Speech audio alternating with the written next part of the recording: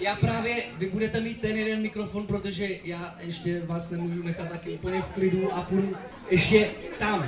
Takže holky, takhle, mám takové přání, hodně se zcukněte dohromady, nebojte se těch dotyků, já si myslím, že ta pospolitost může být znázorněná i tím, že budete skutečně velmi blízko u sebe, jo? Tak já to odstartuju, jakoby tu písničku tím, že ji začnu zpívat.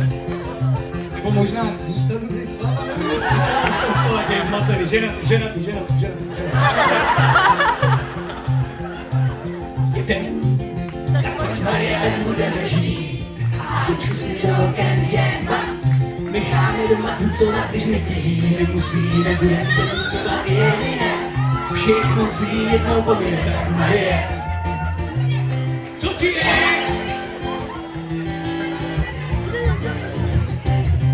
Že moc ne, jsou loukařový prsty a člověký nebo tlustý, občas přetají někdo taky.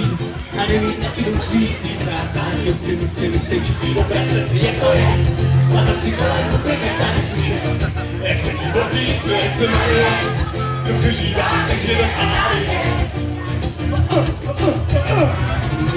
Marie, už zase máš kolení slovy jako lodí, slyším kostelení zločný, a to mě zabije, a to mě zabije, a to mě zabije, historicky já mám Marie rád, když mám moje bytí spát, být věčnej na cestách, a já s pícím, život dekovat, nechtěj mě milovat, nechtěj mě milovat, nechtěj mě milovat.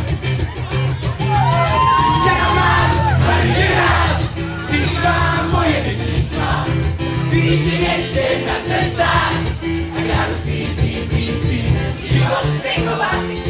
Nádhera, všechny jsou navoněné, ano. A já?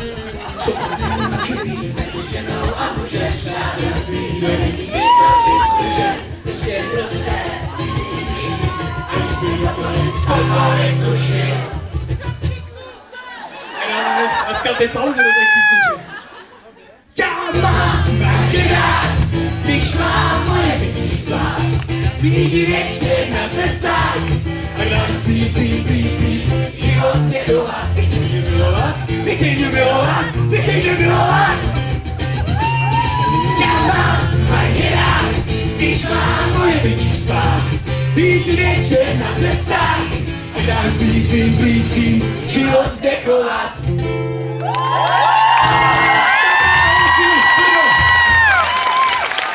Děkujeme dámy. Vy jste fantastické, dekoroucí. Jirka, taky poděkuje. Děkuji. To nevadí, že jsi šla tady. Můžeš jít kde chceš. Tak to nebylo špatné, že? Tak prosím vás, studii, tam máme šatnu, jo, tam na nás počkejte. Zahrajeme koncert a hned jsme u vás. Nyní ovšem zahrajeme zpívajícím lidem další píseň.